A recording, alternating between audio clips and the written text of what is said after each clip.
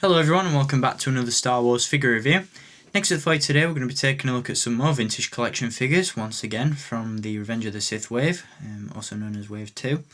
The next figure I'm about to show you is quite an odd choice for this wave, as it isn't actually a figure from Revenge of the Sith, although I'm assuming that this is some sort of greatest hits repack figure.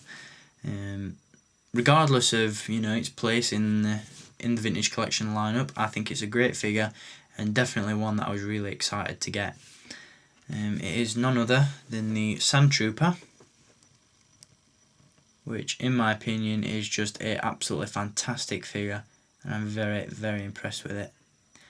The first time that this Sandtrooper figure was released was with the Legacy Collection dewback back in 2009, although at least in my area the dewback was sold at a ridiculous amount of money. I think the cheapest that I actually found one was £50, which is absolutely ridiculous. So I actually skipped the dewback and just waited for a basic carded release, and I'm really glad that I did. Before I get onto the figure, once again I'm going to show you the packaging that he comes in. And once again I've decided to keep this one carded, mainly due to the fact that the artwork on the card is very nice, and the Sandtrooper was never made available in the original vintage lineup, so it's really nice to actually have one on a vintage card back now. So there it is, hope you're getting a decent look at that. On the back you've got the first release of the Sandtrooper, which was back in the Power of the Force line in 1995, which ran through to 1998. You've also got a brief description of the vintage collection at the side, as well as the rest of the wave pictured along the bottom. And there's only one figure from this wave that I've actually skipped, and that's the Obi-Wan Kenobi figure. Really wasn't interested in that one due to the fact that I've got it about 10 million times already. And I also picked up the Commander Cody figure as well, and I've kept that one carded, but due to the fact that I've already reviewed the Legacy Collection version of Commander Cody, which for all intents and purposes is exactly the same figure, I won't be reviewing that one. But if you want to check out a review on that figure, then just go back a few videos and check out my Legacy Collection review on Commander Cody. Anyway, enough about other figures, let's get on to the Sandtrooper, which is the main attraction of this review.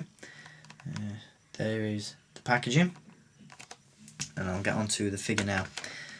The one thing that I really like, and what probably sold me with this figure, is the fact that he actually comes with two weapons, which in my opinion is absolutely fantastic value for money. As you can see, he comes with the quite strange looking, almost sniper rifle kind of weapon. Not really entirely sure what that's known as, so if someone knows, please do leave a comment and inform me.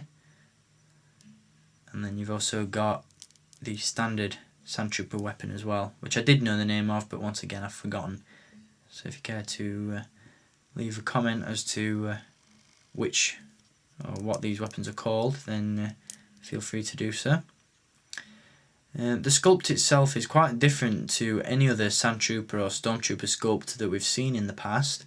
There's a new helmet sculpt for a start, which in my opinion is far superior to any other Stormtrooper helmet sculpt that's been released. Still not entirely accurate, but it looks a damn sight better than any other helmet. And he's also got a few areas of added articulation, which is pretty cool, and I'll get onto those in just a moment. There's no removable helmet on this one, although if you remove the head then the pauldron can come off.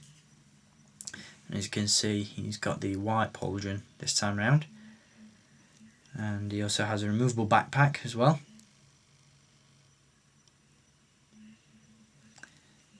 Articulation wise, he's got a ball jointed neck, ball hinged shoulders and elbows, swivel wrists and a ball jointed torso, which is pretty much what we've come to expect with Stormtrooper figures. From the waist down, he's actually got ball hinged hips, which once again make for great added posability, and obviously something that they had to do to make this figure sit on top the dewback when it was initially released. And as per, he has ball jointed knees and ankles as well. So a very nicely articulated figure, and overall just an absolutely great release. Really pleased with this one, and definitely wouldn't mind army building it. Hasbro actually going back and reusing this sculpt in the vintage collection wave 5 where they'll be bringing out a standard Stormtrooper. The only downside with it is they'll be replacing the helmet with a removable one, and underneath the helmet is the head sculpt of the 30th anniversary Stormtrooper that came with like the black head scarf kind of thing, which doesn't look too great, but a Stormtrooper is a Stormtrooper, and any excuse to get it out on a basic card, is a good decision by my standards. I'll definitely be picking that up when it comes out. So there we go, that's the Sandtrooper from the Vintage Collection Wave 2. I hope you've enjoyed having a look at this figure, and I'll be back with some more figures from this wave soon. Until next time, keep collecting, and may the Force be with you.